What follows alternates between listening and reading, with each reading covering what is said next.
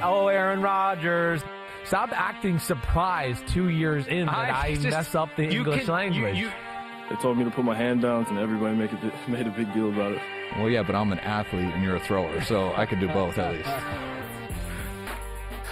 Yo, what's up, homies? It's the Chris Simms Unbuttoned podcast. Welcome to Central Park. Central Park. Yes. Not the Central Park. And not the Central Park. No, not quite as grand as that. But what's up to my new homie right here, Ahmed Fareed? Did I say your last name the right way? Well, Ahmed Fareed. Ahmed Fareed. Thank you. That's how new we are right now. Thank you for not Ahmad. I get Ahmad a lot. And normally I just go with it because I'm like, you know what? If it's a football player and he's an offensive lineman, I say, you can say my name however you want to say it. Yeah, you don't mess with that. As a quarterback, I'll correct you. Yeah, please do. But I'm pumped. A new podcast here, Chris Simms Unbuttoned, which is the play on.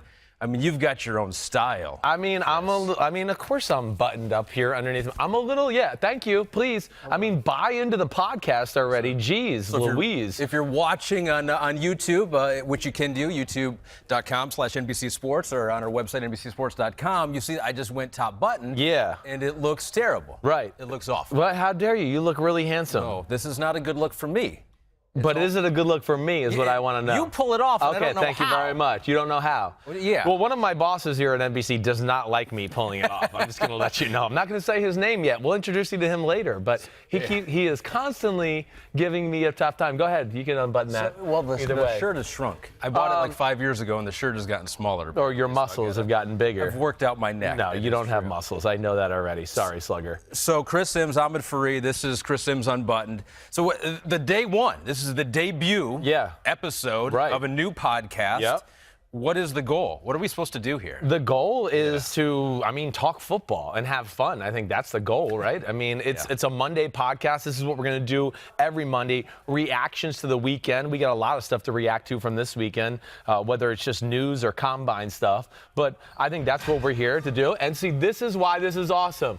Yes, that is what and if I would have pictured the first dumb ass to fall, it would have been that guy right there. Did we get it? And you can see here at Central Park, we have this beautiful threesome of lunch over here right now. It's a very delicate. So anyone can come and walk, and honestly, they can take over my role if they want to. Yes. And just kick me out. So we're right in the middle of where we work here in beautiful, sunny, snowy Stamford, Connecticut. But just so you know a little bit about me, and I'll be doing a lot of the podcasts. We'll have Paul Burmeister come in here. Q. We'll do some of the podcasts. No, really, I want to know about you because this is literally our second time kind of hanging out. So I know that you're a quarterback. Yeah. But I don't know. I was a quarterback. You were a quarterback. I was a quarterback in high school. Right. We ran the wing T. Right. Okay. So you fake to the fullback, fake to the halfback. Right. And maybe give the it wing. to the other guy. Yeah, maybe the wing, and then you roll out. And if you kept it, you throw on a bootleg. So that's what I did through my high school career. Okay. I could throw in Detroit area? In the Grand Rapids, Michigan area. Yep, okay. And so I could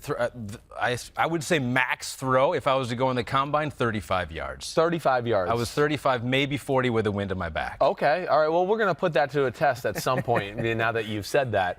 Okay, so put yourself out there. Who's your team in the NFL? I grew up in Michigan. I'm a Lions fan. You're a Lions fan through and through. Right. So we have one playoff win in like 175 years. Yeah, I'm sorry about that. It's been a rough go. Right. But there's always that hope that this is going to be the year. Yeah, well, it's not going to be this year. You're not going to the Super Bowl. Sorry. We don't always have Are you like at least you like Matt Stafford, or is I love Matt Stafford. Okay, good. Because I get sick of defending him. I just want to say that. I think Matt Stafford, because he gets spoiled, but Lions fans have never been spoiled. Right. And so if you get a quarterback who is a little bit above average, I feel like you get really excited and you embrace that guy forever. Kind of a baller. And also another thing I want to know, are you a healthy eater? I tried it. Yeah. I mean, not with that crap I saw you drinking before. The energy drink? The rock star? Yeah, come on, that's gross. What are you doing? No, I'll eat an avocado. You're better than that. Yeah. Okay. No, and then I had some olive oil. You had some olive oil. Yeah. Okay, don't try to kiss my butt now with healthy ingredients. Why, are you a big health guy? Monday through Friday. And then when the munchies kick in on Friday night, then everything's off. That ruins everything. Then you're not a healthy eater. So as we mentioned, you can watch some of the clips. We're sitting here in Central Park in Stamford, Connecticut, on youtube.com/NBC Sports. You can listen on NBCSports.com. You can do all that stuff. You have done This is not your first podcast. It's not my first podcast. I, of course, left Bleacher Report, which was a great experience. But here we are to unveil this podcast here at NBC Sports, which I'm so pumped about. But, I mean, I think it's just funny. Some people just can't let go sometimes. That's the one thing I'm noticing. What do you mean by that? I mean, gosh. I mean, those watching are seeing logo. I'm still there. I'm still there. Bleacher Report. I mean, the Instagram handle still has my name on it as well. That's how good and how talented I am. I hope you know that. That's how talented. There's another entity that I don't even work for that they go, this guy's so good, we're still going to live vicariously through him. But so if you're listening to it and you can't see it, the logo, the new logo, is basically the old logo with a pink X through your name. Let it go. I'm not there anymore. Okay? So, so this is what now. That's what I'm talking about. Simms, let's go. Where my homies at? So this is our comeback. Yeah, we thought about doing this. We didn't go with this one. We didn't go with this new logo right here. I like the one that we picked. Yes. With the football head and the top button. Right. It's a new day. It's a new day and age. We're turning the page. We're closing the yearbook, okay? It's time for a new time. You like that? Did you like the logo? I do. I do. I like the new logo. I just want to make sure. And you know what? I respect what you did over there. You did it for what, 3.5, 4 years maybe? Definitely, yeah. But we are going to attempt to take it to the next level. We're going to take it to the next level. And so for those watching on YouTube right now, I'm going to show what we're going to do. And you didn't do this over at Bleacher Report. It's all new. Watch this. So we got, for our desk, we have this Greek statue. Oh, thank you. I don't even know what it is. So we're going to do that. Because I'm so philosophical. I think that's why. We have your draft day bobblehead. Yes, which is like false advertisement because I was not a first-round pick, but still they put a number 1 there. They don't do that for third-round picks? No. They don't. No, they don't. Not pick number 97 in the draft. And, damn, the company who makes those bobbleheads, they lost money on that one. And I don't think you had this over there either. Your first day, we have cupcakes. Dude. And we have 2 cupcakes with your logo on it. I'm definitely smashing my face with that at the end. Maybe not now that you put your hands on it, but I'll get another 2. On both. I put them on both of them, okay, too. Good, good. So those are yours. And I will eat those. Yeah, thank you. And take a break from the I'm a little bit of a clean freak. I just hope you know that. All right, so those are all the pleasantries. Right. That's all. So let's get into the actual. Yeah, what's up? Welcome to the Chris Simms Unbuttoned podcast. You got to get it out there. I'm allowed to say a few swear words here. So there's the first one. I don't think you are. So that's the first one of maybe many, or maybe that will be the only one ever. So let's get it. The big news, what are people talking about? And I think the biggest news is about a player who did not participate at all. Right. I wouldn't say at all, but mostly at the Combine. Kyler Murray out of Oklahoma, the Heisman Trophy winner. He did participate enough to get measured, to get weighed, to get his hand size, and all those added up to now speculation that the Cardinals could take him number 1. Oh, my gosh. Yes, because if he was 5'9 3/4, we couldn't draft him in the first round. But now that he's over 5'10, we can do it because, man, that quarter of an inch, woo, man, that was everything. That was all of it. But I mean, there is some truth to that. If he's 5'8, that's a red flag. It's scary. It's scarier. I mean, there's still going to be teams out there that are going to be scared by his size in general, right? They certainly are. But this is a new day and age in quarterbacking in the NFL. First of all, smaller quarterbacks can last the test of time more than they could maybe in the 80s or 90s or early 2000s. Why? Because all the rules that protect the quarterbacks now, yes, you certainly don't have to worry about that. That's the only flaw, though, from Kyler Murray. When I watch him on film, Ahmed, is the only thing I go, geez, yes, when he got crushed in the pocket, he got up slow, okay? Other than that, it's flawless. And trust me, I went into the film kind of going, I wanted to find a reason to be a hater, I guess is what I'm trying to say. I wanted to go, this guy just plays backyard football. There's not going to, well, how good is he really? It won't translate. It won't translate, but I was blown away by the film, and he's a special player, and he's the number 1 quarterback in the draft. And, I mean, the only thing I can really say is, if we could do the draft over, would we take Russell Wilson in the top 5? Certainly. And here he is, the same size as Russell Wilson, a little bit heavier, actually. That surprised me more than even the height. It got me, too. 210? What was the final number, 210? I think 207, and I think, Russell was 205 or 206. He only had him by, a pound or so. But regardless. So who's, and this is like a conspiracy theory, and there's nothing to this, is just throwing this out there. Yeah. What if you just ate 10 pizzas? before you went to the combine, and you just beefed up like 15 pounds? I think that's a legitimate question. I think like if you're really serious about the Kyler Murray and you're in the Kyler Murray sweepstakes for the draft, when you go to the pro day in a few weeks in Oklahoma, you make them get on the scale again.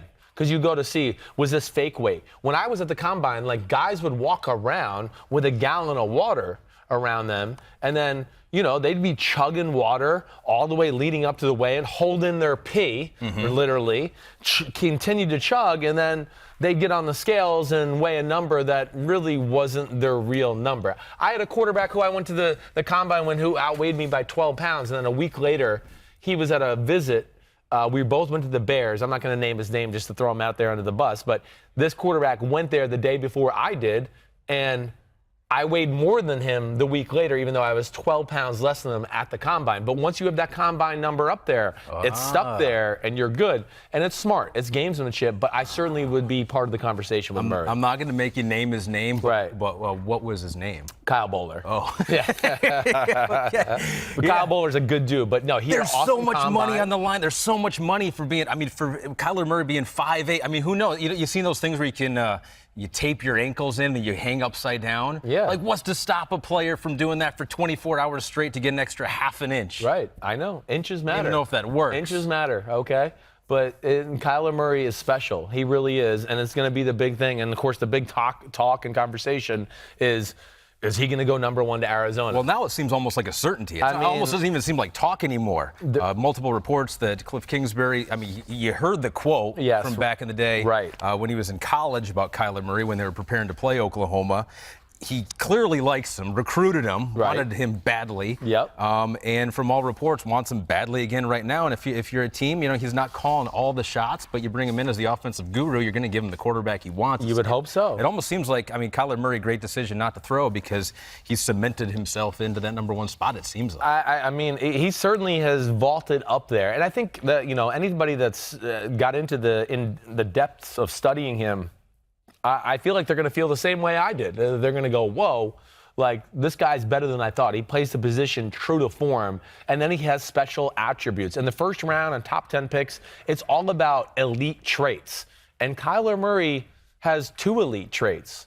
One is his speed, and two, the other one gets maybe not talked about enough. He's a special thrower. He really is, Ahmed. He can throw it from any angle, any position, on the run. It doesn't matter. But a natural, almost like a Patrick Mahomes, who had that baseball background, where he can just pick up a ball and sling it around no matter what. Yeah. And now Arizona is, they're going to be in this talk and this conversation of, do we draft Kyler Murray at 1, or do they stay pat with Josh Rosen and maybe trade down in the draft and but you're sold. More? You're sold on Murray being worth that number one spot. I think I am. As the weekend has gone and I've continued to talk to myself about the subject, I think I am. And I think if I'm the Arizona Cardinals, and like you just made your point about Cliff Kingsbury, this new upstart offensive guy, you want to make sure he feels good about his new job. You want to get a guy that, like, can bail you out of trouble. Oh, maybe some of my college schemes might not work. Well, Kyler Murray can run around and bail you out at times. I think that can go into conversation there. If you're a first-year coach, you want a guy who can bail you out. Exactly. Yes. On the field. And if you're Arizona with a team right now where you're like,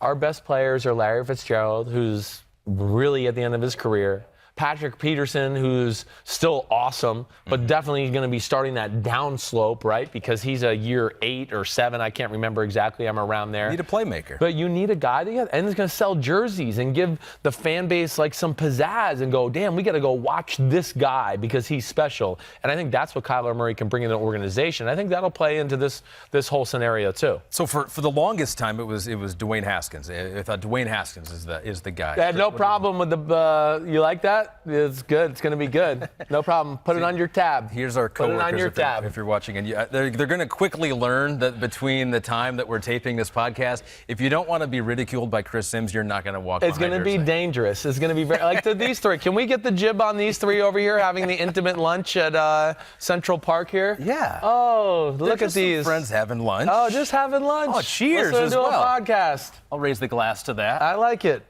We can get their thoughts on Kyler Murray in a second here. Yeah. So here's so Kyler Murray is shot up the board. Last year was a historic draft with the 5 quarterbacks, 4 from taken in the top 10, including the Cardinals with 10 at Josh Rosen at 10. the thought coming into this year was that all right, a little down. You got Kyler Murray, you got Dwayne Haskins, then that's the 2 elite guys, and Locke after that. I'm telling you, Chris, you look at some of the mock drafts. Right. Some have 5 quarterbacks once again going in the first round, back-to-back years. If I was to set an over/under on quarterbacks in the first round at 3.5, are you taking the over? Or are you taking the under on that? Oh, that's a good conversation. All right, so this is where I would start that. I guess I'm going with the over. I'm going to say this much. Murray, Haskins, Locke. I think those 3 are on a different level than the rest of the group we're talking about. Those are your top 3. Those are my top tier. 3. Yeah. I don't think that's changing. Like last year, I watched the 5 quarterbacks, which was a special draft, right? Last year with the guys we had in Rosen and Mayfield and Allen and Lamar Jackson and Sam Darnold, where it really was tough in the evaluation process. This one here, I'm pretty sold on these. I am sold. I know they're my top 3. It's not changing. And I know I still have a few more guys to go down the line, but I haven't seen anything that can even say they're in their category. Now, the real question is going to be, who is that 4th guy? A lot of people have pegged Daniel Jones from Duke as that guy. I don't see it that way. I'm not going to necessarily just give him the stamp of, oh, he's the next guy off the board. You and I have talked about this a little off air and things like this. I feel like Daniel Jones, he's a nice player, don't get me wrong. He can execute an offense. He's an accurate thrower. He has good size, decent athletic ability to go along with it. But when I watch film, it's a little underwhelming. So you're just trying to make that sound like a compliment to him? Well, I don't want to criticize. You're right. I don't want to criticize and kill a kid. Yeah. But also, I'm trying to be fair in my football judgment. So I'm trying to give some of the positives. But my jaw doesn't drop when I watch him. So let's do some winners and losers. So if you were to say the first a few days of the combine, still going on a little bit today, right? You would put Daniel Jones in the loser category. I would probably put Daniel Jones in the loser category. Duke. Yes, I thought that. First of all, talking about that, I think a lot of the talk about his play is more about David Cutcliffe's offense and how he was taught there, and that usually dominates the conversation when you hear about Daniel Jones. And to me, that's not always a good thing when you're starting off a conversation about a player talking about his coach and he had a pro offense. So there, you're number one right away.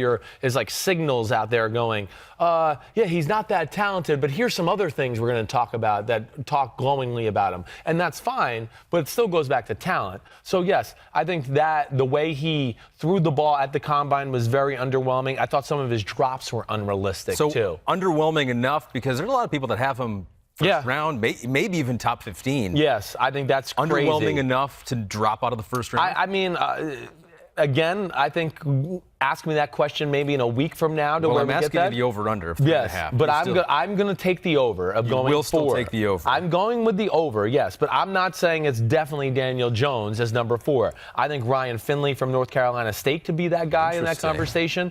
I think Jarrett Stidham can be in that conversation. I think Clayton Thorson from Northwestern are in that conversation. I think them are all as equal or if not better than a Daniel Jones from Duke. Yes, I do. You didn't mention Will Greer from Will Greer, sorry. Okay. Thank you. Way to keep me on track. Thanks. Way to go, that's friend. my job. Way to go. I'm more of like a stat guy. Stat guy? Don't call yourself stats. When you make an error, I'm here. You're here to jump pick me up. Well, that'll happen a lot. So and try to correct you. Yeah. Okay, so we got the me stupid sometimes. Over on the quarterbacks in the first round of over 3.5. I mean, there could be 5.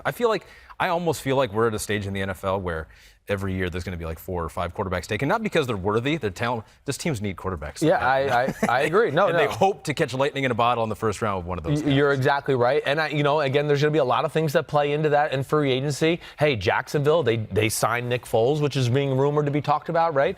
They might be out of the quarterback first round draft conversation. So, that's where we got to see, what do the Washington Redskins do? They're another team that's going to dictate how many quarterbacks are taken in the first round. Again, the Oakland Raiders, are they in that conversation? The Miami Dolphins. There's a few teams out there that I think will know a little bit better where the quarterback market is as we get through free agency to see if anybody kind of answers their needs or releases their starter or whatever it is. So there were some winners and losers at the quarterback position for sure.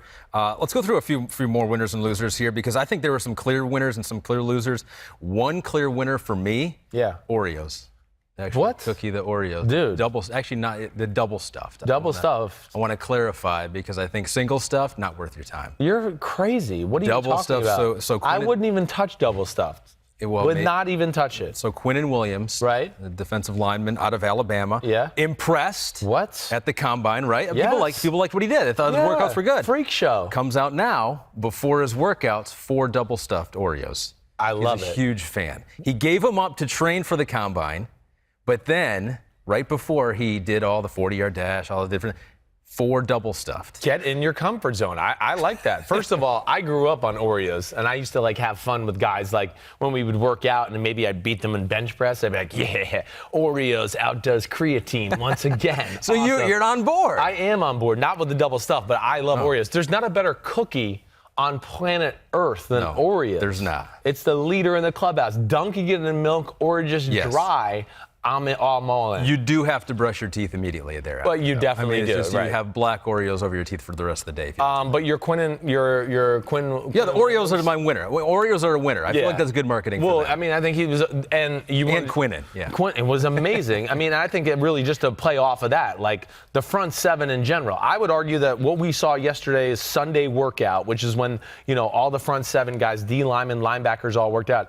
I thought it was the greatest display I have seen as far as Sunday workouts, at least in recent history. There's not one that pops to my mind. But when you just start to go through the freak shows of players, whether it was the 2 linebackers, the Devons. Yeah, Devin White. Yes, and right. Out of LSU with Devin Bush out of Michigan. Exactly. I mean, they were phenomenal. The countless D linemen who were special. So what was it? Was it the numbers, just the 40-yard dash, how they did in drills? Yes. What was it? I mean, I think the first thing I just draw explosion. That's the first thing I look at. The first time I saw Devin Bush and Devin White get out of the blocks in the 40 and take off for 10 yards, I was like, well, I've seen them play football, and those 10 yards are all I need to see. They can run and explode through the hole or do whatever it is.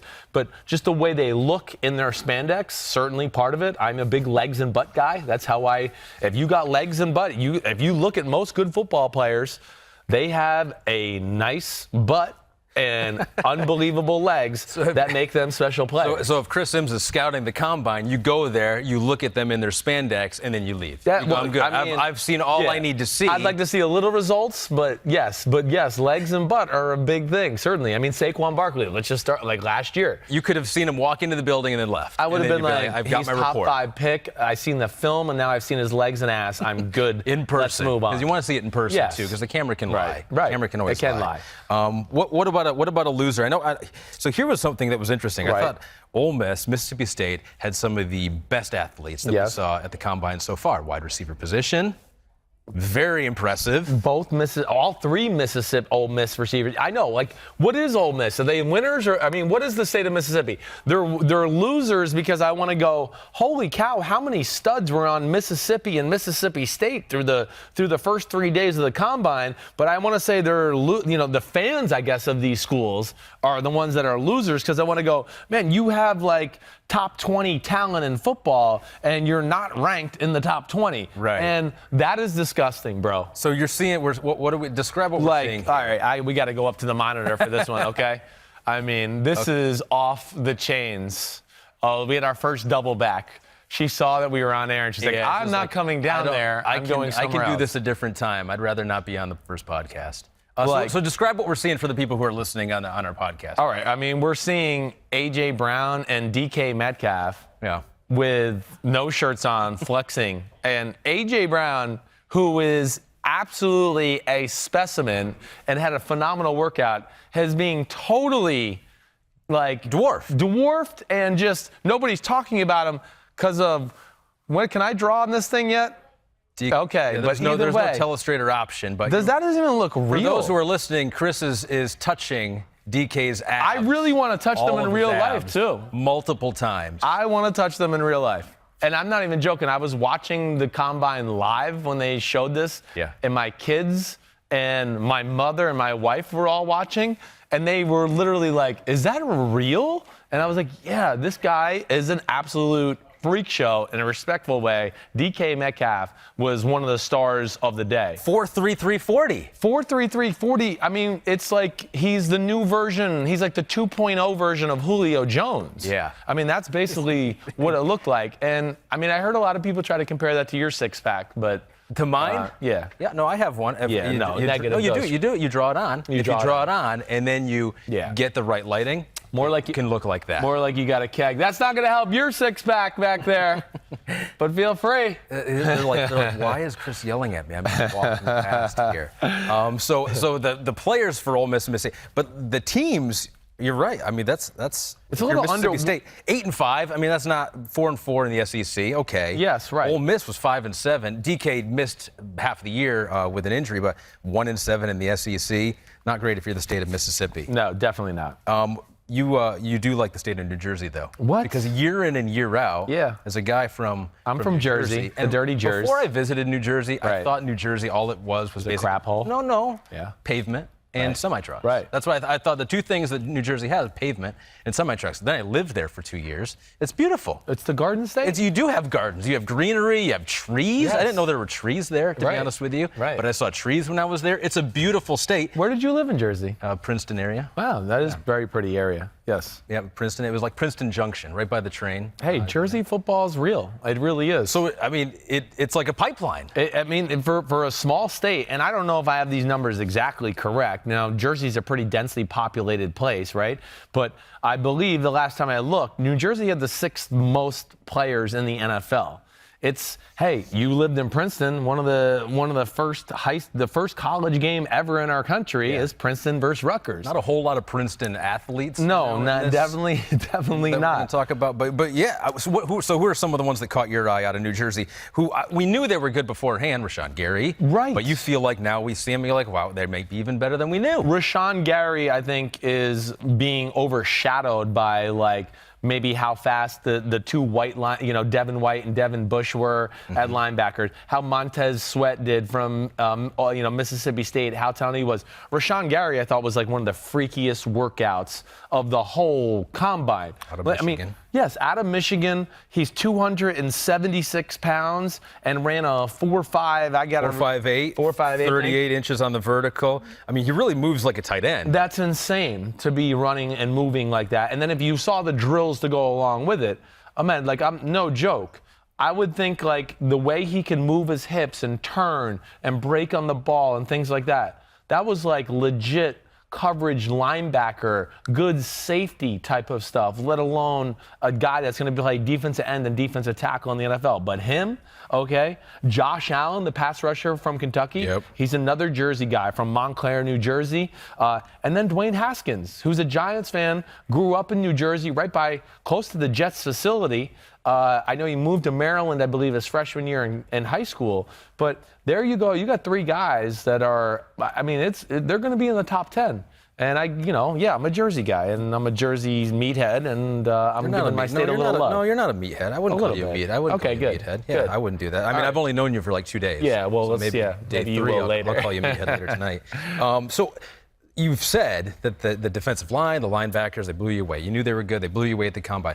So we haven't really talked about in winners and losers, Nick Bosa, who seems like for the last 2 months has been the winner. It's like people say, yep, he's going to be the number 1 pick. It's not even a question, but it's a formality. Didn't play much of the year in college this past year, sat out with the injury, performed well at the combine, actually outdid his brother, Joey, in a lot of the different metrics, maybe just by a little. But would you call him a winner or loser at the combine? I still would call him a winner. I would. I'm not going to go loser. Hey, I don't think he's a definite slam dunk number 1 pick anymore because of the Kyler Murray conversation. I think because some of these other workouts too, Rashawn Gary's going to give him a run for his money. Hey, he didn't play football this past year other than, the first game or 2 before he basically called it quits and said, I'm going to get ready for the NFL Combine. So you don't like that? Well, I'm okay with that. I am. The guys making business decisions, I'm totally fine with that. This day and age where there's this much money and your future's on the line like that, go ahead. And he's a stud. He's going in the top 5 no matter what. And really, at the end of the day, some of his numbers might not look as eye-popping as Rashawn Gary or Montez Sweat. But the big thing with a guy like him is tremendous strength, tremendous power, unbelievable legs and ass, okay, again. And his 10... He passes the Simms test. And the 10-yard split. That's another big number that really is, for pass rushers, or anybody on the D-line is the most impressive number. The more important number is not the 40, but those first 3 or 4 steps out of the hole, which is very conducive to what you are as a pass rusher, and that's where Bosa had special numbers as well. And I get it, too. I really don't begrudge a guy for making a business decision. If it's better for you and your family and it makes you more money, I mean, you owe nothing to anyone else but yourself and your family. Make the decision that's best for you. Exactly. Although what it does worry me about is that, you've already seen some injury problems for his brother. Sure. And so he misses a whole year. Nick does now with Ohio State, basically. That would be a concern to me. What kind of injury, you get tabbed injury prone. Some of it's just bad luck, and some of it's not, there's not a whole lot of, not to it. You just had some bad luck and you got injured, and that's what happened. But if I was another team, I'd be a little concerned. Yeah, between him and his brother, I think that's a valid point. I totally get that. And, a groin injury that he had to deal with, that's never good. Anything down there core-related for a guy that, like we just said, didn't have to get in the three-point stands, come around the edge, be flying around the edge, have unbelievable base with a 315-pound guy leaning on him as he turns the edge. Yeah, those are the scary things. But at the end of the day, I don't think it's going to affect him too much because I think anything, and again, I haven't done the deep dive on some of these D linemen yet, but anything I've seen on TV, watching him over the last 2 years, or watching other guys last year in the draft and still seeing him in crossover film, he's special. He pops, and he's well schooled already too because of his brother, because his dad played in the NFL. He's got a lot of the proper hand techniques and things that maybe some of the other defensive linemen don't have yet. But sometimes it's good if you don't have that because you feel like you're room raw. To grow. Yeah. Right. Yes, I think that's where teams will have to balance it out to go, wait, okay, Rashawn Gary has more pure, raw explosion, okay, but all I always hear is his production's not. His Rashawn Gary's production scares me. Okay, I get that. Production can be overrated sometimes too, though. Yeah. Just if you're, there's a phrase I used to use. I've always used this on the podcast. They should have a stat for play up. Okay, sorry, that's my second swear of the show. No, I think they're going to kick you off with one more. But it'll be the Ahmed Fareed Unbuttoned podcast. But why I say that because. I use guys like Jadeveon Clowney or Michael Bennett when he was the star of the Seattle Seahawks, where, their stats might not look great, but when you turn on the film, you go, damn, there's Jadeveon Clowney. They're going to run the ball to the right. He blew up the guard. He blew up the fullback, and now the running back had to run somewhere where he wasn't supposed to run. Somebody else gets the tackle, even though, okay, nothing goes on Jadeveon Clowney's stat sheet, but he was really the player who ruined it. And that's what I mean by F the play up, is little instances like that. And that's what you see from Rashawn Gary. So it's not always about the stats. It's a team game. It's a team game, especially on the defensive line, offensive line. It's just how's the guy next to you, and what he does affects how you have to play. No doubt. And if 100%. You're the main disruptor, and just because you didn't get the tackle or the sack doesn't mean you weren't the one that really forced the negative aspect of the play. Somebody else just got to bear the fruits of you destroying it. I've got a loser. Yeah? So anyone, you talk about how great the linebackers were in a defensive line and defensive backs going today. My loser is anyone who drops the ball at the end of the drill. Oh my gosh, it's like the worst. So like you could have a linebacker going and like, oh, look at he's cutting on a dime, look at opening the hips, da da da da da da, and then you throw him. The coach throws him the ball, and then he drops it. Everything's lost. That's kind of like a Debbie Downer, like 100%. It was like, oh, look at him cutting. He's a first round, second round guy. His hips are opening up. Drops the ball, undraftable. You can't draft him anymore at that point. It is funny. It's like even me, done. As a realistic football player, I'm with you. I'm like, come on, catch the ball. Yeah. But there's a reason they're on defense more times than that. That's okay? true. It's because they couldn't catch. And linebackers. So he's proving he's a defensive player. Exactly. He's like, I want to show you I'm a defensive player. I will drop. There's a reason you're over there. Yeah, right, exactly. And the other thing I'll say too, is okay, linebackers I might hold a little stock in the dropping the ball. If Nick Bosa and Rashawn Gary are dropping it, I'm going, I don't really care. Yeah. Everything else before that looked good. Yeah, it'd be cool if they caught the ball, but that's not what they're going to be paid to do at the next level. So let's not over scout or over evaluate. What do you think of the guys who don't finish the drill, who don't run it through the coach? Coaches get very angry about that. In the NFL, they definitely are. I mean, it's coaches. They're like, you know how it is in the NFL. It's militaristic. Actually, I don't know how it is. Well, in the you NFL, know this aspect. It's hustle, go to the next drill. You played high school football where your coach yells at you and stuff like that. Run to your next drill. Run through the whistle. Don't give up on the play. Whatever. Same thing. These guys are going. You're here. You only have a little window to impress us each time. And so try your hardest, instead of, it's almost like a litmus test for the guys who don't. Well, what do you think? You're an idiot if you don't run through. So what do you think it is? Whistle. What do you think it shows? Like a lack of effort? Lack of focus? Because I think it shows more of a lack of focus, because I can see how it happens, right? You're cutting, you catch it, and you're like, cool, I'm done. Yes. And you just kind of have a lack of focus. You don't finish the drill. I think it's more times lack of focus and lack of effort. Most of these guys are smart enough to realize, like, I got to put the pedal to the metal. I think what happens is some of those drills, like you're talking about, where they, backpedal, turn to the right, turn to the left, turn to the right, break, catch the ball, okay, now they kind of stop. Like, I did it. But they're exactly. Or they're thinking like, all right, wait, coach said he was going to move me here. So they're trying to do the mental gymnastics of it, and they didn't hear maybe the end of it, where you're supposed to run through coach, Jimmy John down there 20 yards away. They forgot that part of it because they were worried about all the other details. Go to Coach Jimmy John. What are you doing? Then they remind all the rest of them. They go, "Hey guys, go to Jimmy John." I don't know why you guys are doing it. Which I've always felt like if you're one of the guys, and I don't know if they can pick where they go in the drill. Yeah. I'm going to be last every time. I'm going to watch the mistakes of all the guys ahead of me. Yeah, it's alphabetical. But I don't know. Is it alphabetical? It is. Yeah. Oh, I didn't even notice You didn't catch that? Well, yeah, I didn't catch that by last name. So, yes, it is. A names have the worst. You got to go first more times than not. Simms. I was down on the line. If I messed up, I truly was stupid and not paying attention. Well, that's true too. Yeah. If you're an S name and you're still messing up, it's like, okay, undraftable. Look, any other winners you got here? I know you like the Iowa tight ends. I know they jumped off the page. Come on, both of them were, off the charts. And first of all, Noah Fant, I think that's the first guy that really jumped out to me. You like Noah Fant? Noah Fant. Passed the eye test. Extremely handsome, first thing I'll say, too. I think you look at the top players in football, a lot of them seem to be handsome. Saquon Barkley, Odell Beckham Jr., Tom Brady. Good, handsome, just chiseled faces.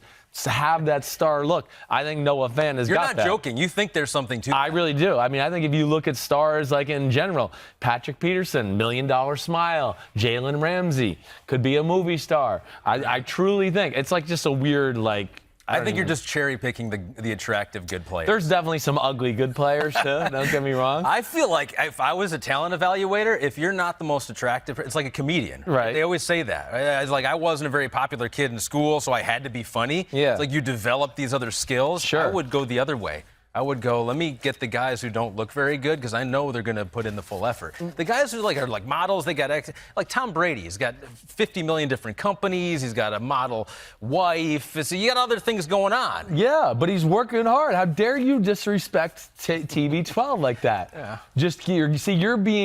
You're being enamored with his good looks and just going, oh, this must come so natural to him. But no. So he still has to work hard, you're saying? It's just a stupid thing I'm saying where it's like alpha male, I don't know, whatever it is, but I do find it that it's kind of that way more times than not. Hey, Aaron Donald, look at him. Defensive tackles are usually supposed to be big and ugly and not that good looking. Aaron Donald's pretty good looking. But yes, back to the point. Yeah. Noah Fant was amazing. TJ Hawkinson, the other tight end, who's more of the, all-around tight end, run blocking, also awesome in the pass game. First-round guy, Yeah, perhaps. Definitely. I think he's probably looking at top 20 pick. And I think Noah Fant's probably going to be right there in that discussion because there is not a whole lot of people on planet Earth that are 6'4", 249 and run 4.5 flat. And especially at the tight end position. That's a special skill set right there. That's Jordan Reed-ish. It's Travis Kelce, except more explosive. I think this day and age with multiple offenses, he's at tight end one play and he's run blocking, we got to stop the run. And then the next play, he split out a receiver. That's what puts defenses in a bind. But the tight end group in general was pretty shocking. And they opened eyes. And I'm so curious and fascinated by that every year is that there's so much tape on all of these players. Going back to high school, you got tape on high school on them when they were recruited. Now you've got college tape on them all. But yet it does seem like you go to the combine and you perform 5 drills, you run a couple 40s, you jump a couple times, and your stock goes up. I'm curious if that's some media hype with that, or if actual talent evaluators are putting more stock into a 1/10 of a second in the 40 at the combine over what you did in college for the 4 years. Yeah, I think it's a balance. I think what you did in college for 4 years and the film and everything like that's always going to win out, okay, at the end of the day. But when you can go to the combine and then blow it out of the water, and then it just makes them feel comfortable to go, okay, what I saw in film was real. This guy is truly that explosive. It's not a product of the environment or the team around him or maybe the lesser teams he was playing. All of those things, but all of it is going to be balanced all together. And then there's the fake combine guys too, where I would go, you got to be careful of the guys who, let's say they ran 4.4, but then none of their other explosion drills matched up. Where all of a sudden you go, wait, they ran 4.4, but they only jumped 29 inches? Right. Or, their broad jump was less than impressive. That's where I go, ooh, then he's mastered this one area, the 40, the technique of it and everything else. Is he truly, legitimately that fast in that way? There are a lot of places doing that now, too. I mean, almost all of the draftable NFL prospects now are going to some camp in their hometown or maybe traveling across country. Going to Florida, Arizona, California. Trying to improve the bench, trying to improve their 40, doing all this stuff to game the system. Right. For a lot of them, because it's worked. Because I think you're right. I think that even for players who maybe haven't jumped off the tape, talent evaluators may like them. And they're maybe looking for a reason to like him even more. They say, you know what, I kind of like this guy. Yep. His tape doesn't look great. Oh, wow, he just ran a 4.3 40. Boom. Now I really like him. You really like him.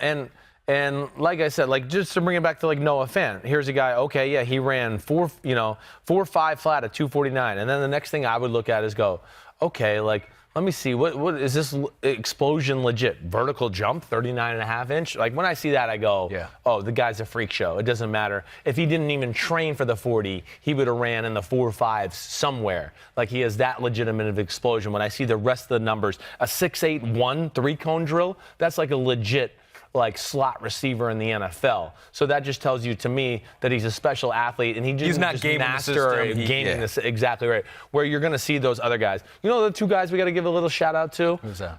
There's really, I want to make sure I get this right. Really, I want to say 3 white boy supremes, okay? That's what I call them, white boy supremes. Like guys where I go. Just make that up, white boy supremes? No, it's always been kind of one of my things. Yeah. It's one of my taglines because I mean, I just, when I see a white guy who can run and jump, I'm just like, whoa, holy cow, like, this guy's legit. But Drew Tranquill, okay, he's the first one running the 4.57 out of Notre Dame, and then also had a great day just all around and everything else. The numbers matched, too, as far as, like, he wasn't just some, I did this one drill really good and everything else was just okay. He's awesome. Chase Winovich from Michigan. Yeah. Right. Those were like... Michigan had a good combine. Had a very good combine. But those 3 alone, I just look at them and go, wait, those are some very, very special numbers. And then really another guy I want to throw in is the Minnesota linebacker Blake Cashman, okay? That's just off the radar. But 6'1", 237, runs a 4.5, had a 37.5-inch vertical.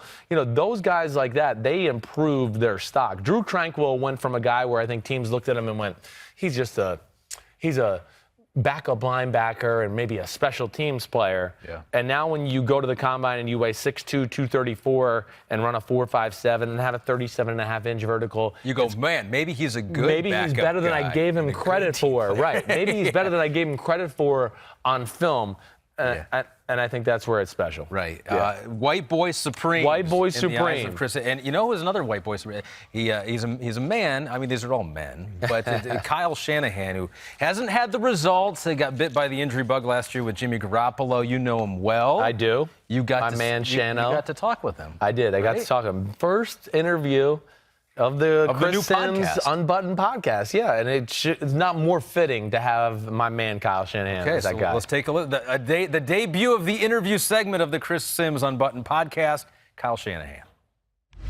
Oh, baby, the Chris Simms podcast. I think it's just so fitting that my first guest will be Kyle Shanahan. Do you know you're the first guest on my podcast? Definitely didn't know I was the first one. You weren't aware of that? No. Are you sure you want to get out now before I just we get have started? a feeling these are fake and this isn't even going to go on because there's no way you got your own. No, they did. They're crazy enough to give me my Holy own. Can cow. you believe that? No, this is the bizarro world right now. Did you ever see this in my future at any point? Did you ever go, Chris has got a big mouth. I think he could pull this off? You do.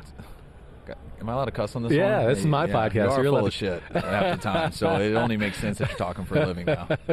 You're my friend, so that makes you part full of shit, too. I just hope you know that. Let's just talk about a little history.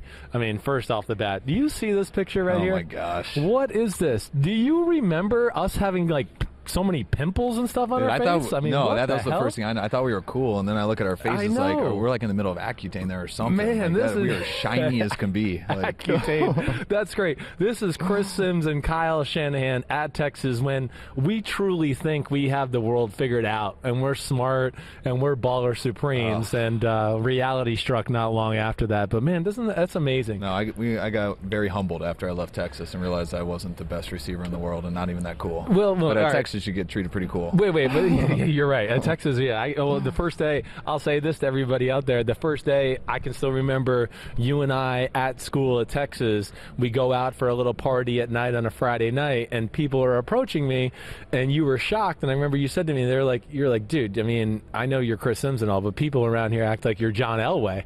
It was unbelievable. Right? I mean, you're 19 years old, and we're walking down the street, and there's like 50-year-olds coming up to you, like introducing you. Hey, would you call my daughter? Like, you're Chris Simms. You're so. I'm like, oh my God, man! Like, you're 19-year-old slapdick. It's like, crazy. What are people doing? And then you realize it's hard for people in Austin because they get that. And then they go to another NFL city, and it's like, man, I got treated so much bigger down there, and I think it messes with people's heads. I think there's a part of that. It's almost like we're in a professional atmosphere before we even started. No, and definitely before you deserve it, or you should know how to handle it right. Oh, gosh. All right, other thing, going back to college, because I've said this to some people, you were a hell of a slot receiver. You really were. You're kind of ahead of your time, really. Like, I agree, but no one believes me when I say that. But I totally agree. You in a lot of ways, I really truly think that if we were an offense at Texas, and I'm not trying to indict anybody at Texas, it was 2000 and 2001, like if we knew how to use a slot receiver, you might have had a cup of tea in the NFL or something. I promise you I would have got the ball, like if I designed it for myself. Oh, yeah, but right. That's kind of, I mean, I know how to get guys the ball who aren't great at getting open on their own if you just do a few tricks for them and stuff, and that's what I needed, and I just needed a few tricks. I could have held myself. You had a lot of tricks. You were the resident route running expert for all the guys on the team there, right? So they all were followed because Kyle was famous for going to basically Ed McCaffrey, Rod Smith. You did drills with them and everything like that, and the rest of the receivers wanted to follow you. Well, you got to talk about cutting the cross in your shoe, which caught fire. I was extremely obsessive compulsive with being able to play receiver, and I decided that you obsessive compulsive, really? I decided as like a sophomore year in high school. So once I decided that's what I was going to do, running routes, cone drills, that took precedence over school, over everything. Right. And so I got better at it, but I was fortunate enough I left school every day, and I'd go up to the Broncos facility, and I'd meet up with McCaffrey and Ed, the older one, and we'd run routes. And he was a little bit OCD. I mean, he had the smallest shoulder pads in the world. He'd cut holes in his shoes to make himself faster, and so I copied everything he did. Bill Romanowski I'd always work out with, and he had every supplement known to man, and so I got a briefcase of vitamins I carried around. I'd take 60 vitamins a day. I was doing everything I can to turn myself into something I wasn't. But I turned myself into, at least I could play at college, and it helped, and that's kind of what I obsess about with our players today. Like guys who aren't good at routes, I'm just like, do you understand how much better you can get at routes? But you have to be deliberate in everything you do. You have to be obsessed with it. And if you have ability and you can just do something over and over again, you have no idea how you can get good at something. Yeah. And we have so many people who are talented that because they're that talented, their back hasn't been against the wall. Right. Yet. Haven't gotten the finer details. Sometimes they think they're doing it. Right. It's like, dude, you have no idea what doing it is. But once it clicks and you can get them to work that way, then you just watch them go like this. Yeah. Well, I think we both subscribe to the Mac Brown school of how did he always do? You remember what Mac used to do when he would go school first, football second, right? Yes. We were kind of that way. You didn't put the right finger up. I did school first, right? Yeah. Football second. It was football second. No, it was school first. Right. Football second. I think you're wrong about that. There was a middle finger in there somewhere. Coach. I don't think so. Mac with a middle finger? Are you crazy? You know Mac didn't give the middle finger, right? Maybe that's just what I did. That's what you did is right. Okay, so talk about that a little, though, because I think your experience as a receiver is what's made you such an amazing offensive play caller and play designer. You know what it takes to get a receiver open. How has that kind of helped you? Well, I've always known I wanted to be a coach, and I joke around about school and stuff. I'm not raising my kids that way. I want them to work hard at school, but I didn't look at it as that it was just being lazy school. I looked at it as I knew exactly what I wanted to do. Yeah. And so every decision I made was based off of, will this make me better in football or better in school? And I've learned enough in school to communicate and do stuff, but I'm going to be a football coach. Yeah, right. So if going to this class hurts my overall knowledge of football, I'm not going to that class. Yeah. So that's how I thought of everything. And when you get into the coaching world and you start to learn X's and O's, I think you learn offensive schemes more as a quarterback, and that's how. I don't know. I feel like most coordinators and stuff were former quarterbacks for the most part. I feel like that.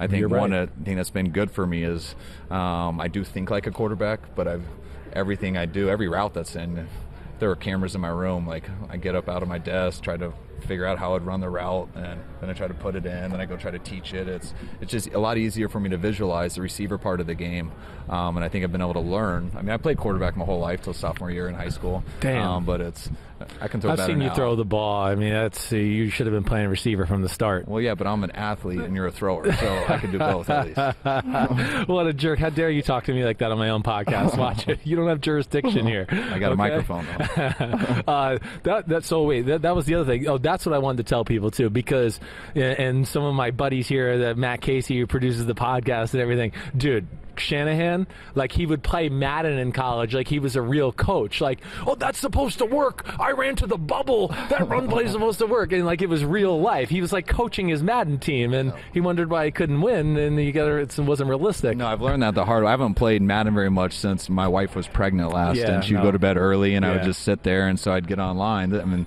this was like 11 years ago, and I'm playing kids, and there's a support issue, so I'm bringing my receiver down to crack on them, and it's not working. And I have these second graders like talking so bad to me about how you don't know anything, and I'm just like, yes, I do, but can't tell them what I do, and they just know how to work the joystick better. Right. All right, so let's get into some talk right now about your 49er football team. All right. I mean, the first thing is I would like to know, what are we looking at for here? I mean, there's so many rumors about, the 49ers might trade for Antonio Brown or trade for Odell Beckham Jr. What is your first phase of this offseason? What are you kind of involved in right now? What are you looking at? First thing I did was study our own guys. Yeah. I got away for 2 weeks, came back, watched all of our games, all 16 seasons. You never know. You're going to remember the end a lot more than the beginning. So right. you don't want to do anything emotional. You want to watch the whole season, make sure how you feel is exactly right. Talk to all your coaches who do it separately, see how they feel. Talk to the personnel department. And then you look at the free agent options.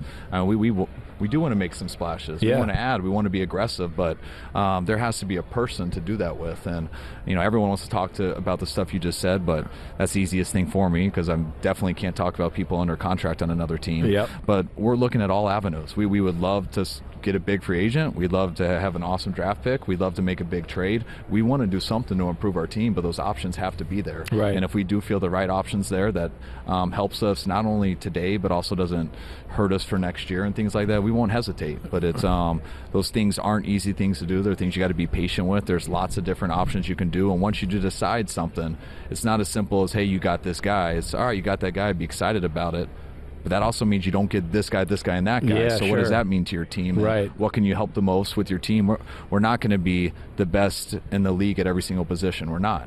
So what do we want to be the best at? What do we have the options to be the best at? And if we can get that, how do we get by maybe being a little less at other spots? Yeah, I know. There's a lot of give and take and balance, and you got to go through all the different scenarios if that do happen, what's plan B or whatever else. Right. I think that's interesting. And like with the draft and where we're at right now, okay, we're in the combine, we're here in Indy.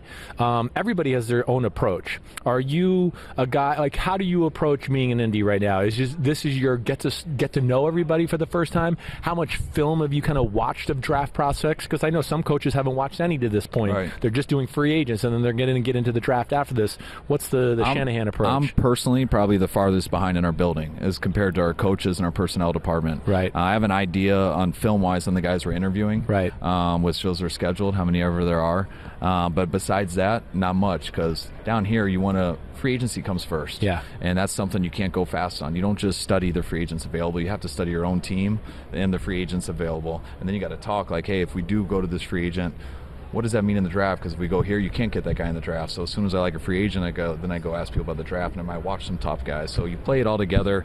I know that when I do get here and I leave, I have a very good idea about free agency. Right. And I got a very good idea of who I'm extremely excited to go back and watch in college. Gotcha. If I had if it made sense, yeah. I really wish the draft was right now. All we did was study the draft, and that happened in a few weeks, and we just drafted the best players possible, looked at our team, and like, oh my gosh, we are in trouble here, here, and here.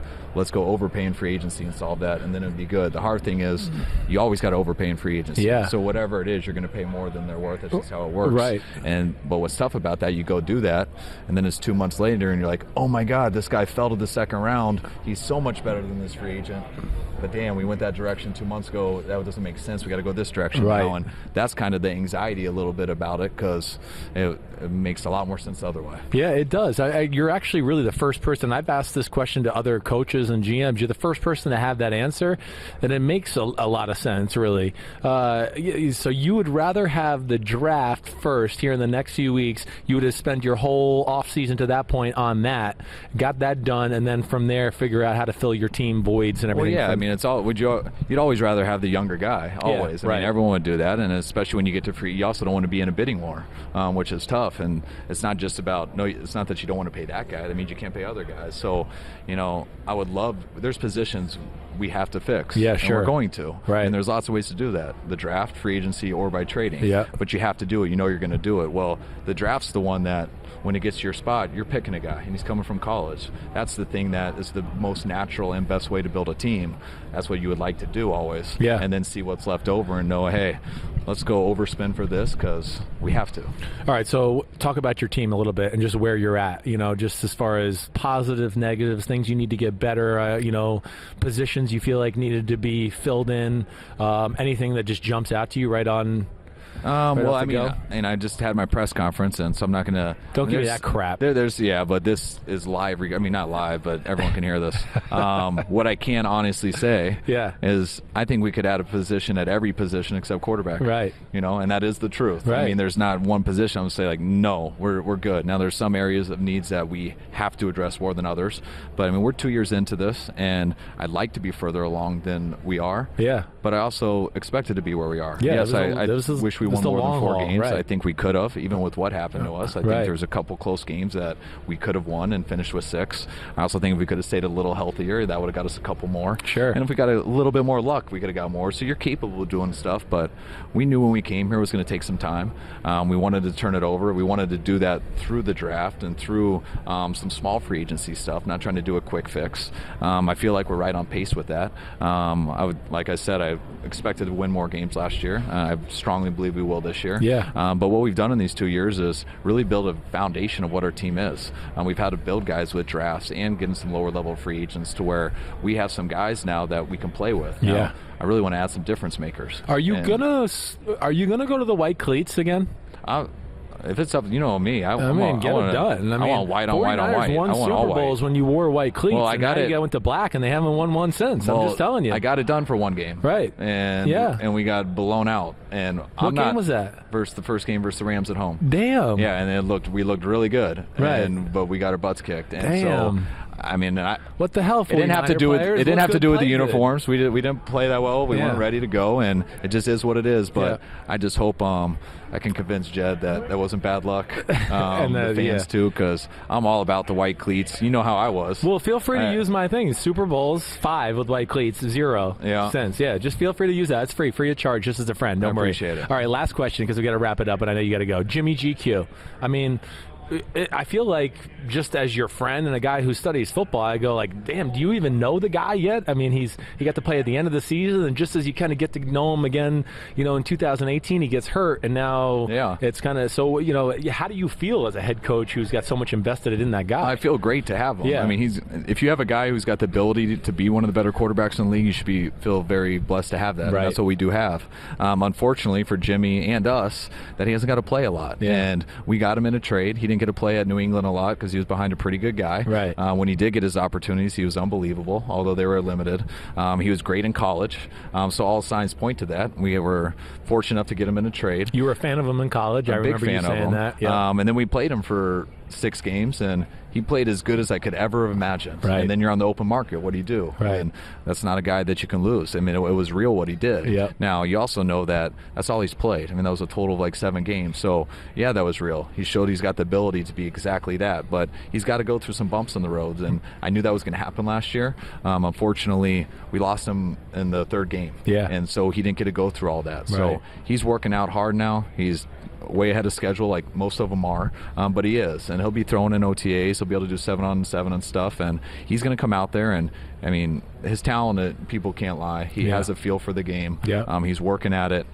He will play well. We all will go through some bumps in the roads like you do with all guys. What I'm excited about Jimmy is to know we got a guy who has the ability to fight through it with him, and really get our team over the hump. That won't just be him. It's going to be a lot of other people helping him, and we all got to step it up. Dude, thanks for coming on the Chris Simms inaugural I'm just podcast. pumped on your first one. Dude, I mean, I just I feel hope I like didn't ruin like your clicks or ratings. I don't know. Who knows what it is, but I know you don't liked know. it. I liked it. But yeah, thanks, Kyle Shanahan, coach of the 49ers, a.k.a. what are you going for here? Like the most interesting man in the world with this? Like, what are you on the Dos Equis commercial here? What are you going for? Bato Loco? Like unbutton that top one, man. No, Relax I don't unbutton my top button. Are you crazy? Never do that. Thanks for coming on, bro. All right, man. Appreciate it. Most interesting man in the world, Kyle Shanahan, entering his 3rd year with the San Francisco 49ers. You got the same look going. Well, it's a Bay Area thing. It's I just came from the Bay Area. Yeah, Everyone has it. It's you like in a Dos Equis commercial too? Yeah, you don't say Dos Equis. Dos right? Equis. Apparently, I said that wrong. You Yes. created quite the fuss. Yeah, about I the know. Dos Equis. Although, hey, you know, who's to say? You know what? I've spent the past 6 years in San Francisco. They haven't won yet with Kyle Shanahan. His first year, they didn't expect to. Yeah. This past year, they did with Jimmy, but then he goes down in game number 3. Right. People still really like him. It does seem that way, they right? really like him. Yeah. I mean, what do you think it is? Because what is it about him that makes? Because I really think for a guy that's I don't even know. He's 10-22, I think, roughly this first 2 years. Yeah. What is it about him that you think's endeared him to the 49er fans? A lot of years of instability. Right. There you had Jim Harbaugh, who was great, and then it ended poorly. You had the run-in with Jed York as the owner of the team over there. And then they went through coaches, Jim Tomsula after that. That was a disaster. You got Chip Kelly, 1 year and done. So it was so much instability that they say, okay, finally we got John Lynch. He's never done it before, but here's a 6-year deal. Here's Kyle Shanahan, seems like a smart guy, 6-year deal. And I also think you've known him longer than I have. Just a really honest guy. Yes, no doubt about it. Really down to earth. Right. And you think of football coaches, he's not the prototypical football coach. He's not the tough guy. Hey, you gotta do it my way or the highway. Right. But he earns the respect of the players, and it's really easy to see why he does that. And so I think just his demeanor, his personality, along with the fact that they're sick of the carousel of coaches out there, he's going to have a really long leash. Now, if Jimmy G is healthy this whole year, and they don't perform, maybe that leash gets a little shorter. Still got 3 years after this coming year, but people just like him out there. I think what you said about him, his realness as a person, he's relatable. Hey, everybody's looking for the new Sean McVay or Kyle Shanahan, right? Well, part of what has made them is that, you know, it doesn't matter what position. You know, the 300-pound defensive tackle, it could be the 185-pound slot receiver. Kyle has an ability, Sean McVay, they have an ability to talk to these guys. And even though they might be from totally different backgrounds and everything like that, still be very relatable. And I think that's what's cool. Plus, I mean, 49ers can say what they want. Kyle Shanahan has brought an exciting brand of football to the team. Yeah, they might lose the games, but, man, they make a lot of plays on offense, and it's up and down the field, which is cool, too. But big shout-out to one of my number one homies, Kyle Shanahan, I love hearing you talk about it. I don't think the white cleats is going to happen, although you both are on board. I mean, both on board. You can't get blown out. I mean, come on, Jed York. I mean, you know, you won 5 Super Bowls wearing white cleats. They tried it, and they got blown out. I know. The Rams. And what's crazy is, like, owners will really look at that. But, you know, and really teams think that way. It's crazy. You guys okay over there having lunch? Good? Okay. We are in Central Park here in our studios in Stamford, Connecticut. People walking by, Chris Simms harassing them. Let's wrap it up here. We got a couple more things to go here, Chris, before we say goodbye on our inaugural episode. Inaugural of the Chris Simms Unbuttoned. Top 5. The top 5 things that you learned. You were in Indy. Yep. Did some shows out there. Right. You talked to some people. Of course I did. You got sources. Yep. Some of them anonymous. Yes. You can't divulge your sources. Yep. All of them are anonymous, actually. Okay, not all of some. them. I don't trust them. Yes. I don't trust anonymous sources. sources, but I'll give you a pass. Well, that's what the Combine's all about. I mean, first of all, I joke sometimes and go, it's spring break for the NFL coaches, right?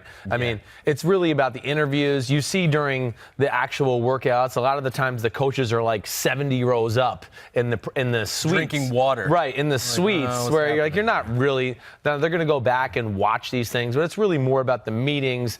But, hey, your first talks about, new contracts, free agents, all of that the groundwork starts to get laid for that during the Combine. And yes, you get to talk to coaches and do everything like that. So you hear a few things. And maybe trade rumors. So top 5 things you learned while you were in Indy. OBJ, what'd you learn about him? OBJ, that the people I talk to all think it's still a very real possibility that Odell Beckham Jr. gets traded. No one's buying the Giants' stance of, we wouldn't have signed him to a long-term contract if we didn't want to keep him. I know that's what Dave Gettleman keeps saying on that end. But I think a lot of people within the NFL still think that if the right offer was made to the New York Giants, that Odell Beckham Jr. could be had or could be traded for. So I'm not buying Which I don't the Giants. Get if you're bringing back Eli. If you're bringing back Eli, don't you want the best team around him? I would think Odell's so. one of the best I mean, certainly I would. But I would also argue Eli can't even take advantage of some of Odell Beckham Jr.'s greatest strengths, which are stretching the field and doing that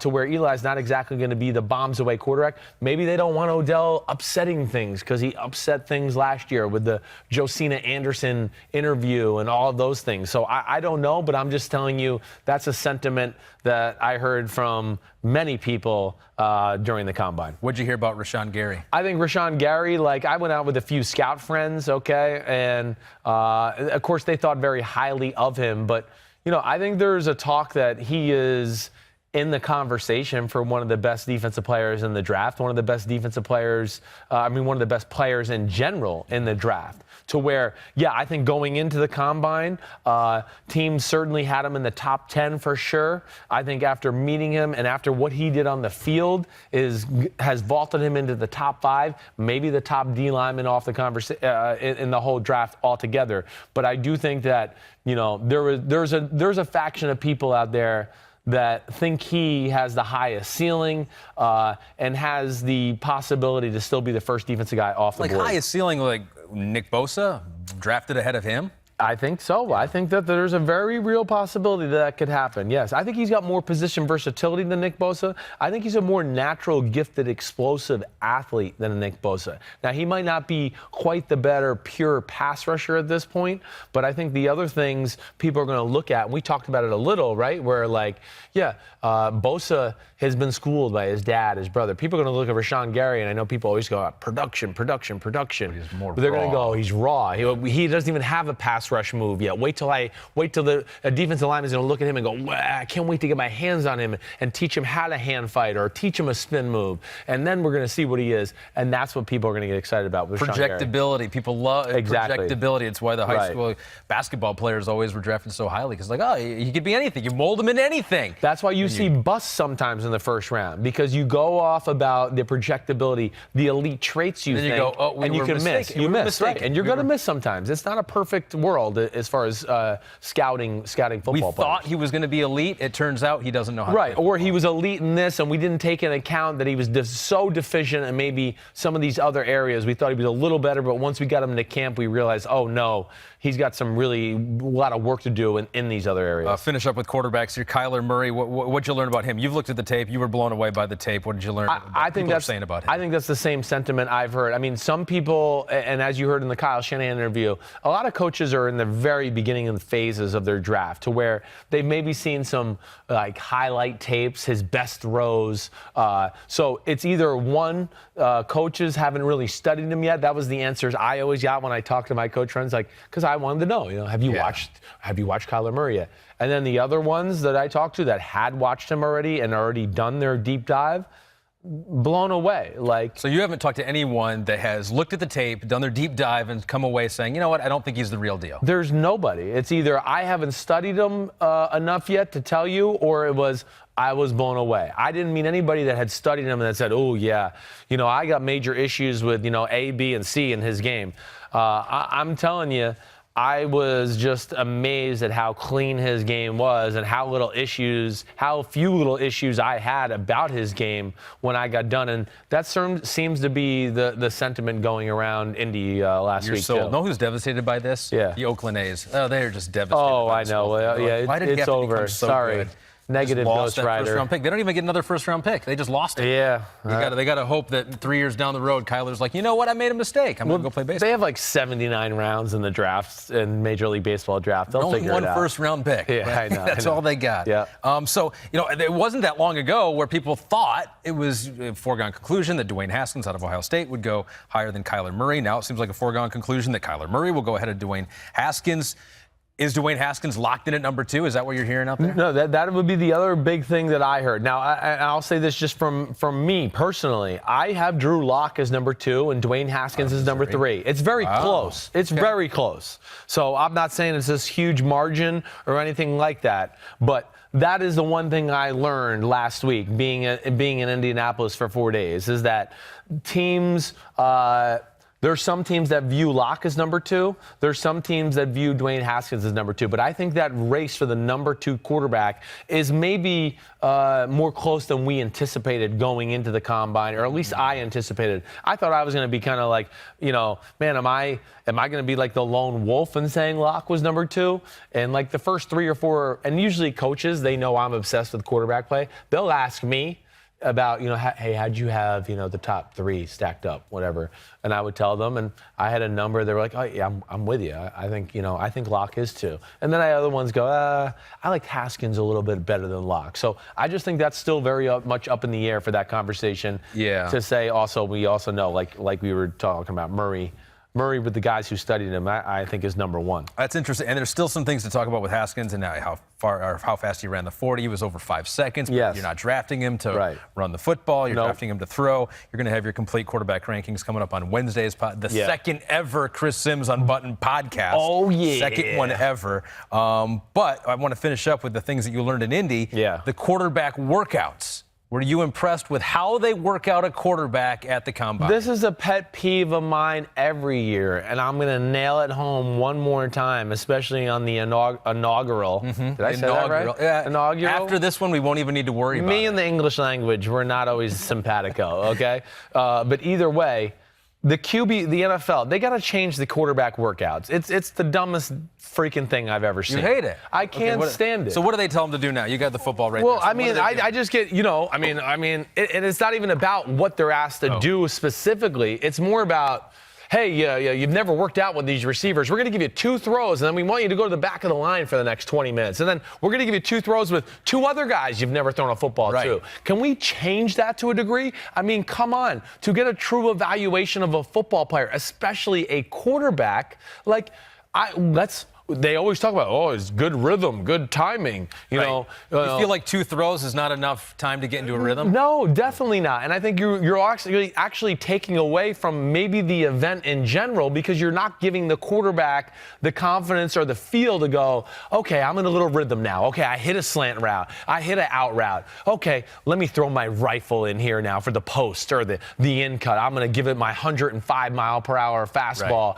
And because of the way it's formulated, as a quarterback, and I was there, it's very hard to just go out and let it go because you go, man, if I let it go and I throw a perfect spiral and I throw, 100-mile-per-hour perfect football, and the receiver runs the wrong route, and now the ball's behind him and it's dropped, everyone goes, well, look, he couldn't complete that out route. Then you go to the back of the line and think about it for 20 minutes. And then think about it again. And meanwhile, you want to go like, no, the receiver ran the wrong route. He was an idiot. He messed it all up. So you want to give quarterbacks 30 throws, get all the throws, and then you're done. Why can't, we go, Dwayne Haskins, there you go, throw the 2 slants, throw the 2 out routes, throw the in cut, throw the curl. Let him do it all at once. There's plenty of receivers to cycle in, and then he gets done with his 25 or 30 throws. Next guy goes up. I think it'll make for better TV, too, to watch because, like I said, I think you're going to get to see more of the true eliteness of the player and the true feeling of the player, too, and get a better gauge for what they are. The ones that maybe they're not as gifted, they'll fall apart through those 25 throws Sure. too. You'll start to learn. You'll learn more. You know what? It probably is that everyone knows it's just a charade. Like Kyle's like, we're ready to draft right now. I mean, how much more do we need to see? A lot of it, yes. See him. You know what they want to do? They want to see him in their spandex. Oh, yes. Do the Chris Simms thigh and butt check.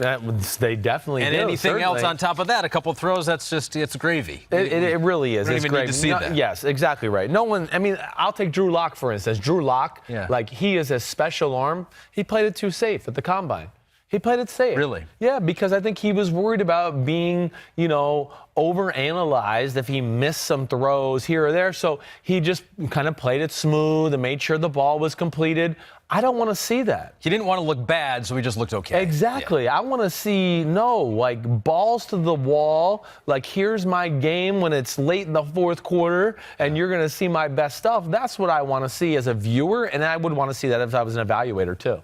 Yeah, it's interesting. I mean, and who knows how much power you have, Chris, and if they'll change that if they listen to this first ever. Listen to what I say, or you shall pay. We are a news podcast as well. We did some breaking news. Jadeveon Clowney, the Houston Texans, officially have franchise tagged him as a non-exclusive tag. So they can match an offer. They get a couple first-round picks for that. Surprised by that news? I'm not surprised by it. He's a special football player. He would go into that category, and I know we brought up his name a little bit before with, like, Michael Bennett or Rashawn Gary, where the stats lie about Jadeveon Clowney. He ruins more plays than any defensive player in football. I mean, he can ruin game plans. That's how awesome he is. They move him around. He does a lot of different things for that defensive front, standing up, linebacker, defense end, defensive tackle. He is, you could certainly make a case that he's the best player on that defense. He was 2 years ago. Last year was a little closer between him and JJ because JJ had a good year too. Yep. But I think that's a guy you keep, and he's got a knee issue, right? So I don't want to give him a long-term contract yet. Go year to year. I would go, let me see one more year. Can you stay healthy? As long as the player's okay with that. Some players No, I know. It's messed up. I hate the 1 year. franchise tag. I hate it. It's the dumbest thing in all professions in America, not just sports. It is the dumbest thing we have. I mean, if you're a top doctor, imagine being a top doctor and, you're the best surgeon in football, or best surgeon in all of the medical world. But we're not going to sign you to a long-term contract yet or give you anything. You're too good for that. Yeah, we're going to make you prove it to us one more year. And if you mess up one of those surgeries, oh, man, is your pay going to drop? Yeah. I mean, that's basically what you're saying, and it's just unfair and stupid. I wish they would change that for the next CBA. A lot of issues that need to be battled in the CBA. Yeah. Easier said than done. Yeah. A lot of times with that. So that's pretty much it. That's pretty much our first ever. How did that feel? Did it that feel feel good. How did it feel for you? It felt good. It felt really good. Yeah. Good, but what I do want to end it with, though, you note that you subscribe on YouTube. You can watch it on the clips when Please do. Chris is standing up doing some weird stuff, pointing out DK Metcalf's abs. You can see that on YouTube. Subscribe right now. They are rock hard abs. NBCSports.com. He did 7-minute abs. A lot of weird stuff goes on at the combine. Chris Simms standing around and checking out people in spandex is one of them. Yep. But another one of them happened to, who was it? It was the quarterback for Kentucky, Lonnie Johnson Jr. He reportedly said that in the interview with the Seahawks, they did a staring contest for 15 to 16 seconds. Right. That was part of the interview. I will dominate you in a staring contest. So the staring contest, and there are multiple ways to do this. Some people say you can blink, you just need to keep focus. Are you a I can blink or no? Blinking is not allowed. Well, I mean, how could you ever lose if you can blink? I mean, there's no blinking. No, it's just like focus. I've already started. Focused. I haven't even blinked. Oh, so you just no, stop. Okay. All right, so tell me when you're ready. You ready to go? You ready for this? Hold on. My eyes are very conditioned for this. I'm ready for this. Okay. I think I can just keep them open through the crowd. I don't know if that's going to help. Can I smile or anything or sure, no? Nothing. Please smile, please. Domination. Yes. But I mean, how could they talk about blinking in a stare contest? I don't even get that. How do your eyes do that? How do your eyes do that? Feels good. I told you, man. I've had lots of practice. Right for the rest of the day now. I may or may have not had daddy cigar smoke that comes into my eye from time to time. Okay, you know what I'm going to do to reward myself for losing? I'm going to eat the cupcake here. I'm going to eat some cupcakes too, but not the ones that you put your hands on. I'm fine. I washed my hands like hour and a half. I don't know you well enough yet, bro. I don't know if you did wash your hands. Chris Simms Unbuttoned. The inaugural. I can't say that word. I don't have to anymore. It's the first one ever. It's over. Peace. Peace out, homies.